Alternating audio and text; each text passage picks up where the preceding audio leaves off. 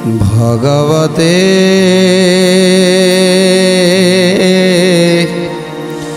वासुदेवाय।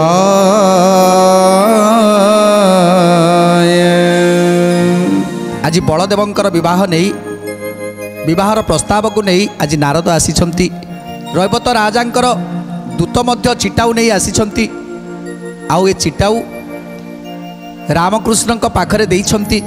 से रामकृष्ण पाखरे देबा परे एबे से चिटाऊ को पाठ करुछंती रामकृष्ण। कौन लिखिछंती रैवतक राजा? प्रथमे उभय कूल प्रति संभाषण तई परे लिखिछंती यथा विधि मान्य। राधे गोविंद जय श्री राधे गोविंद हे। राधे गोविंद जय श्री राधे गोविंद हे। तदन्ते पाठ करिले कार्य उपदेश लिखिअछंती रैवत पर्वते मो बास। लिखिअछंती रैवत पर्वते मो बास हे। लिखिअछंती रैवत पर्वते मो बास हे। आज चिटाऊ को पाठ करुछंती। प्रथमे समस्त यादव मानक यथामान्य देइछंती। तापरे लिखिछंती मु होउछि रैवतक राजन। तेणु रैवत देशर राजा मु पर्वतरे बास करे। मोर भ्रातांकर नाम होउछंती जनक। पवित्र पाट बंशी मुजुकते अटई जनक मारुषि जे अटंती मो भाई। जनक महारुषि अटंती मो भाई हे। जनक महारुषि जे अटंती मो भाई हे। सहस्रे 84 पुत्र अटंती मोर संग्राम रे सकती जे महाधुरंधर हे। संग्राम रे सकती जे महाधुरंधर हे। संग्राम रे सकती जे महाधुरंधर हे। तेणु पवित्र पाटवंशीर राजा मु होउछि रैवतक राजन। मोर 1084 पुत्र जने जनक ठारू बळी बलियान। तेणु मु होउछि रैवतक राजन। मोर गोटे अविवाही कन्या अछि आउ से कन्यार ना होउछि रेवती। आंबर दुईता नाम रेवती अटई ता सदृश रे बर न पाइली काहि। ताहा सदृश रे बर न पाइली नाही। ताहा सदृश रे बर न पाइली नाही। साइती रखिथिली मु बहु जुग जाए ब्रह्मा निकटु वार्ता पाइली जानो हे। ब्रह्मा निकटु वार्ता पाइली जानो हे। ब्रह्मा निकटु वार्ता पाइली जानो हे। तेणु आज रैवत राजन चिटाऊ रे लिखि देइछंती। जाइथिली ब्रह्मदेव पाखकू आउ ब्रह्मदेव मते कहिथिले हे रैवत राजन तुमे जमा भी चिंता करना अनलू जात होती स्वयं उमा। तेणु तांको योग्य बरपात्र होउछंती द्वापर जुगरे जन्म हेबे बलराम। तेणु से होउछंती तांकर योग्य बरपात्र आ उचित समय उचित समय तांकर विभागर हम तेणु तुम्हें व्यस्त हुआ तेणु ब्रह्मदेवंकर कथा को मानी मु आज आसी आपण को निमंत्रण करने प्रस्ताव दवापाई तेणु आपण बरजात्री सह मो गृह पदार्पण करी मो कन्या रत्नर पाणी ग्रहण करंतु एतिकी लेखिछंती चिटाउरे लेखार कथा शुणी न प्रभु चक्रधर एबे प्रभु चक्रधर नारद सहित हेले आनंद पार एबे आनंद पार नारद सहित हेले आनंद पार हेले आनंद पार नारद सहित हेले आनंद पार हेले आनंद पार मुनि बोइले अनुकूले चल जीवा अनुकूले चल जीवा बलराम रेवती को विवाह कराइबा एबे विवाह कराइबा बलराम रेवती को विवाह कराइबा एबे विवाह कराइबा बलराम रेवती को विवाह कराइबा एबे विवाह कराइबा।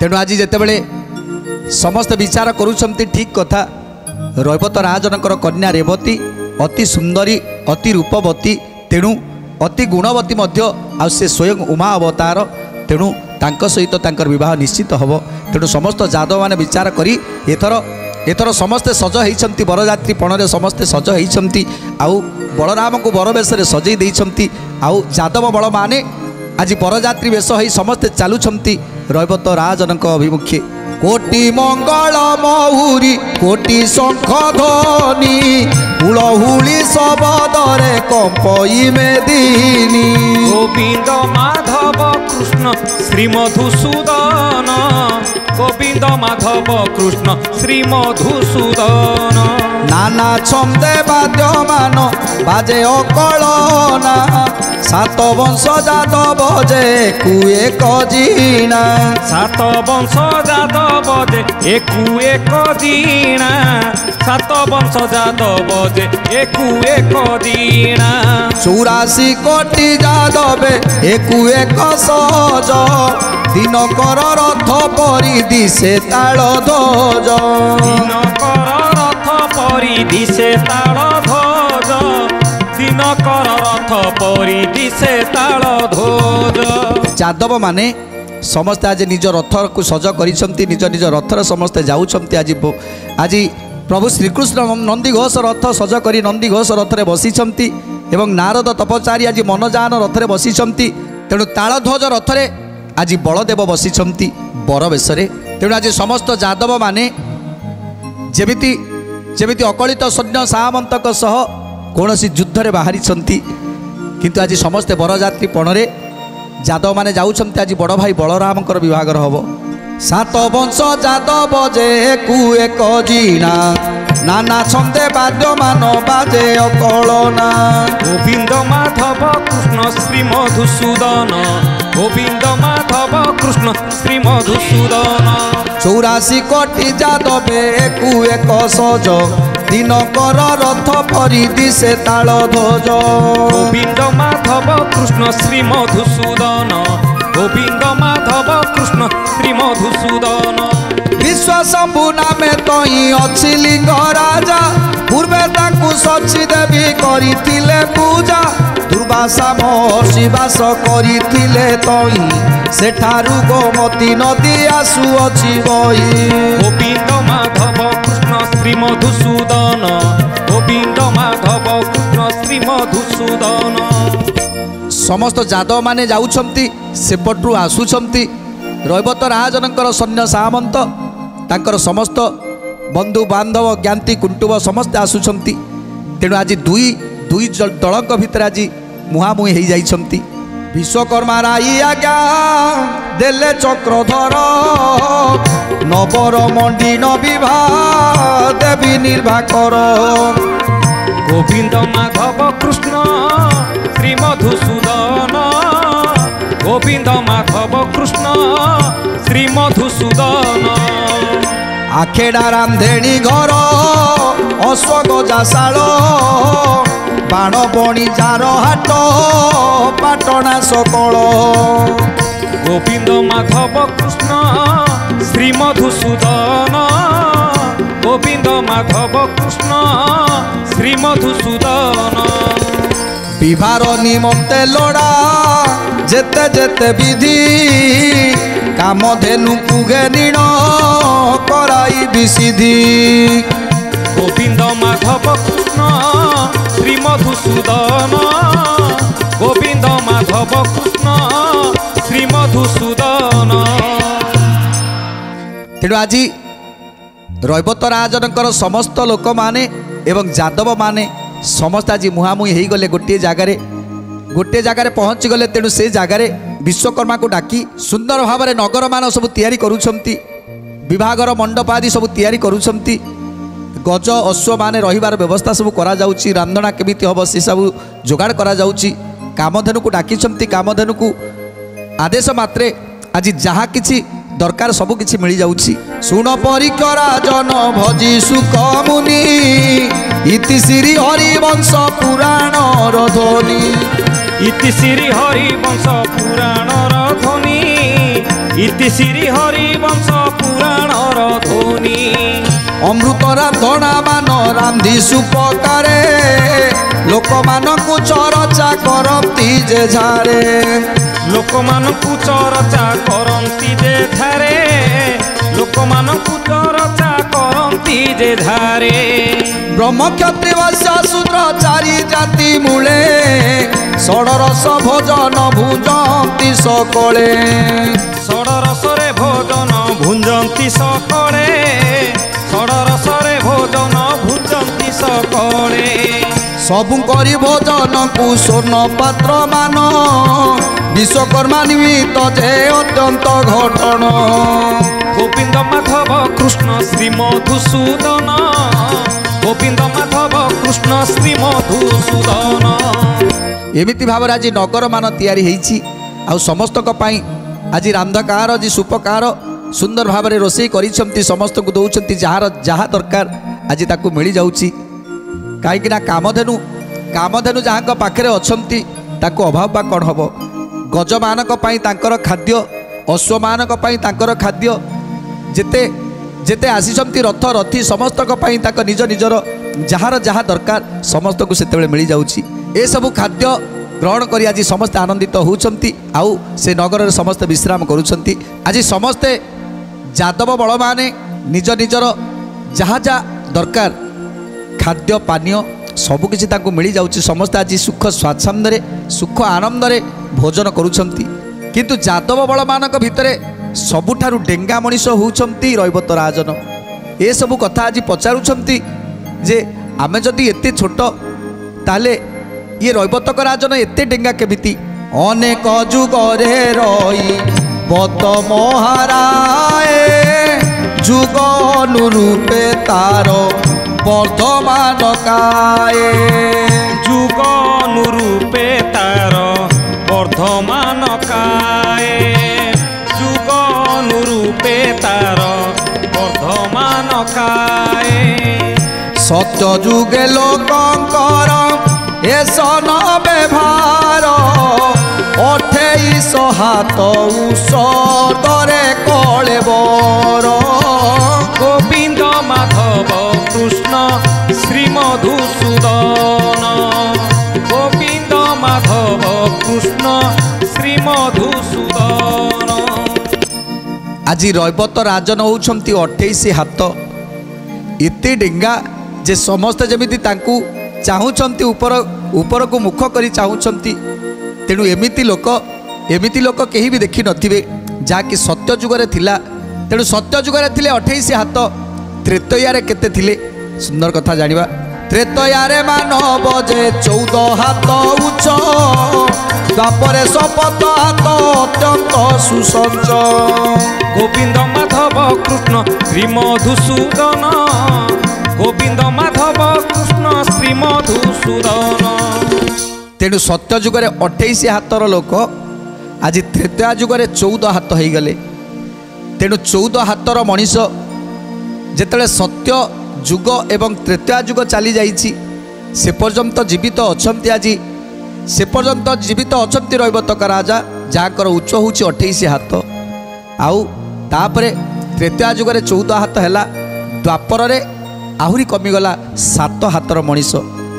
ଶପଥ ହାତର ମଣିଷ ଏ ଦ୍ୱାପର ଯୁଗରେ ହେଲା। ଆଉ କଳିଯୁଗରେ ପାପର ଭାରା ଏତେ ହେଲା ଯେ କଳିଯୁଗରେ ପାପୀ ହେଇଗଲେ ନରମାନେ। ତେଣୁ ସେଥିପାଇଁ ତାଙ୍କର କଳିଯୁଗରେ ଉଚ୍ଚତା ହେଲା 12 ଆଙ୍ଗୁଳି, 12 ଆଙ୍ଗୁଳି ଉଚ୍ଚ। ତେଣୁ କଳିଯୁଗରେ ନରମାନେ ହେଲେ 3 ହାତ 12 ଆଙ୍ଗୁଳ, ଯାହାକି ରଚନା କରିଛନ୍ତି ସୁନ୍ଦର ଭାବରେ ଲେଖିଛନ୍ତି ଅଚ୍ୟୁତାନନ୍ଦ ଦାସ। ତ୍ରେତୟାରେ ମାନବ ଯେ 14 ହାତ ଉଚ୍ଚ, ଦ୍ୱାପରେ ଶପଥ ହାତ ଅତ୍ୟନ୍ତ ସୁସଜ୍ଜ। ଗୋବିନ୍ଦ ମାଧବ କୃଷ୍ଣ ଶ୍ରୀ ମଧୁସୂଦନ, ଗୋବିନ୍ଦ ମାଧବ କୃଷ୍ଣ ଶ୍ରୀ ମଧୁସୂଦନ। ପାପ କର୍ମରୁ ନର ମାନେ କଳି ଯୁଗେ, 12 ଆଙ୍ଗୁଳ ଜାଣି ହୋଇବେ ଉତ୍ସର୍ଗେ। ଗୋବିନ୍ଦ ମାଧବ କୃଷ୍ଣ ଶ୍ରୀ ମଧୁସୂଦନ, ଗୋବିନ୍ଦ ମାଧବ କୃଷ୍ଣ ଶ୍ରୀ ମଧୁସୂଦନ। ବଦୟନ୍ତୀ ସୁକ ମୁନି ଶୁଣ ନରନାଥ, କୃଷ୍ଣ ବଳଦେବ ସହଯାଦବ ସମସ୍ତ। କୃଷ୍ଣ ବଳଦେବ ସହଯାଦବ ସମସ୍ତ, କୃଷ୍ଣ ବଳଦେବ ସହଯାଦବ ସମସ୍ତ। ମନୋହର କାନନରେ ରହି ଯେ ଯାହାରେ, ଭୋଜନ ଆଦି କରିଲେ ଅତି ହରସରେ। ଭୋଜନ ଆଦି କରିଲେ ଅତି ହରସରେ, ଭୋଜନ ଆଦି କରିଲେ ଅତି ହରସରେ। ଯେତେବେଳେ ସମସ୍ତେ ଆଜି ଭୋଜନ କରି ତୃପ୍ତ ହେଇ ଅପେକ୍ଷା କରି ରହିଛନ୍ତି ବିବାହର ସମୟକୁ, ଏହି ସମୟରେ ବ୍ରହ୍ମଦେବ ଚିନ୍ତା କଲେ ଯେ ଆଜି ବଳଦେବଙ୍କର ବିବାହ ହେଉଛି। ତେଣୁ ବ୍ରହ୍ମଦେବ ଆସି ପହଞ୍ଚି ଯାଇଛନ୍ତି, ଦେବଗଣ ଶିବଗଣ ମଧ୍ୟ ଆସି ପହଞ୍ଚି ଯାଇଛନ୍ତି। ଦେବଦେବ ମହାଦେବ ମାତା ପାର୍ବତୀଙ୍କୁ ଧରି ସେ ମଧ୍ୟ ଆସି ପହଞ୍ଚି ଯାଇଛନ୍ତି। ଗଣେଶ କାର୍ତ୍ତିକେୟ ସମସ୍ତେ ଆସି ପହଞ୍ଚି ଯାଇଛନ୍ତି ଏବଂ 10 ଦିଗ ପାଳ ସମସ୍ତେ ଆସି ପହଞ୍ଚିଛନ୍ତି, ନବଗ୍ରହ ସମସ୍ତେ ଆସି ପହଞ୍ଚିଛନ୍ତି। ବିବାହର ଉତ୍ସବରେ ମୁନି ଋଷି ସମସ୍ତେ ଯେତେବେଳେ ଖବର ପାଇଛନ୍ତି, ସମସ୍ତେ ଆସି ପହଞ୍ଚି ଯାଇଛନ୍ତି ସେ ବିବାହର ଉତ୍ସବରେ। ଧନ୍ୟ ସେ ବଳଦେବଙ୍କ ବିବାହର ବିଧି, କହିଲେ କନ ସରଇ କୋଟି ଯୁଗାବଧି।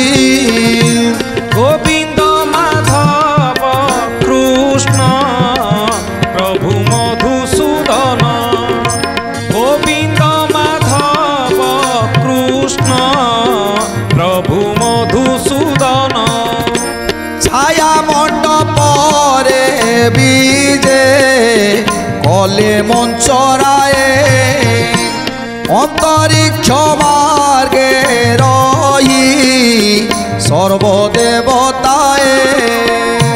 গোবিন্দ মাধব কৃষ্ণ প্রভু মধুসূদন, গোবিন্দ মাধব কৃষ্ণ প্রভু মধুসূদন। তেণু সমস্ত আজ ছায়া মণ্ডপরে বিজে করুଛନ୍ତି। ধীরে ধীরে ধীরে ধীরে দেবতা দানব গন্ধর্ব যক্ষ কিন্নর সমস্তে আজ উপস্থিত রয়েছেন। অর্জুন মধ্যে আসুଛନ୍ତି, পাণ্ডব মানে সমস্তে আসুଛନ୍ତି, কুরু বংশ মানে সমস্তে আসিଛନ୍ତି। এ বিভাগর উৎসবকে দেখা পাই সমস্তে আজ উপস্থিত। অধবাট পর্যন্ত আসিଛନ୍ତି রৈবত রাজন, আউ অধবাট পর্যন্ত আসিଛନ୍ତି বলদেব এবং যাদব মানে। তেণু আজ সেই জায়গায় বিশ্বকর্মা সুন্দর নরটিଏ তৈরি করেছি, সেইটি আজ বিভাগর আয়োজন হচ্ছে। তেণু এই কথা দেখা পাই দেবতা গন্ধর্ব যক্ষ কিন্নর যেতে যেতে থিলে সমস্তে আজ উপস্থিত হয়ে গলে। এথর বিভাগর আরম্ভ হব। তেণু আজ দেবদেব বলদেবঙ্কর বিভাগর সমস্তে আজ উপস্থিত হয়ে সারে। বৈশাখ শুক্ল তৃতীয়া তিথি বুধবার, রোহিণী নক্ষত্র নাম অটইয়া জর। গোবিন্দ মাধব কৃষ্ণ শ্রী মধুসূদন, গোবিন্দ মাধব কৃষ্ণ শ্রী মধুসূদন। শুভ নামে যোগ নাগ নামরে করণ, আজি বিভা মঙ্গল যে হইব আপন। আজি বিভা মঙ্গল যে হইব আপন।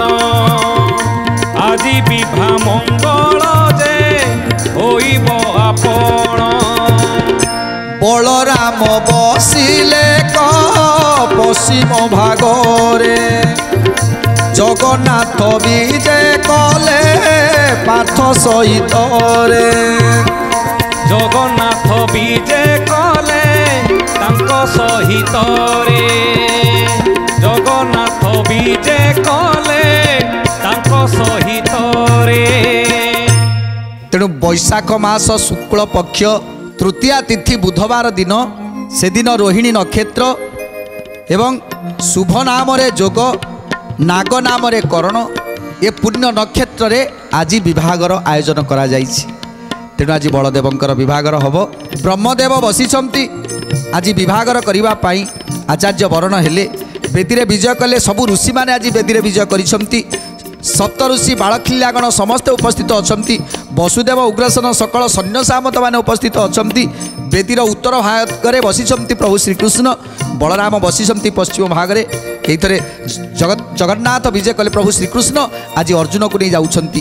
ଏସନ ସମୟେ ରହିବ ନରପତି ପ୍ରବେଶ ହୋଇ ଆସିଲେ ଦେବୀ ପୂର୍ବକତି ପ୍ରବେଶ ହୋଇ ଆସିଲେ ଦେବୀ ପୂର୍ବକତି ପ୍ରବେଶ ହୋଇ ଆସିଲେ ଦେବୀ ପୂର୍ବକତି ରେବତୀ ଦୁଇ ତାକୁ ସେ କରି ସଜବାଜ ବେଦୀରେ ବିଜେ କରିଲେ ଯାଇ ମହାରାଜ ବେଦୀରେ ବିଜେ କରିଲେ ଯାଇ ମହାରାଜ ବେଦୀରେ ବିଜେ କରିଲେ ଯାଇ ମହାରାଜ ଅଷ୍ଟବିଂଶ ହାତ ବୁରୁଶାଳ କଳେବର ପର୍ବତ ପରାଏ ଦେଖାଯାନ୍ତି ଭୟଙ୍କର ପର୍ବତ ପରାଏ ଦେଖାଯାନ୍ତି ଭୟଙ୍କର ପର୍ବତ ପରାଏ ଦେଖାଯାନ୍ତି ଭୟଙ୍କର ସତ୍ୟ ଯୁଗର ମାନବ ଅତି ଉତ୍ସର୍ଗ କାଏ ଶିର ଲାଗି ଅଛି ଅର୍ଦ୍ଧ ଆକାଶର ଯାଏ ଗୋବିନ୍ଦ ମାଧବ କୃଷ୍ଣ ଶ୍ରୀ ମଧୁସୂଦନ ଗୋବିନ୍ଦ ମାଧବ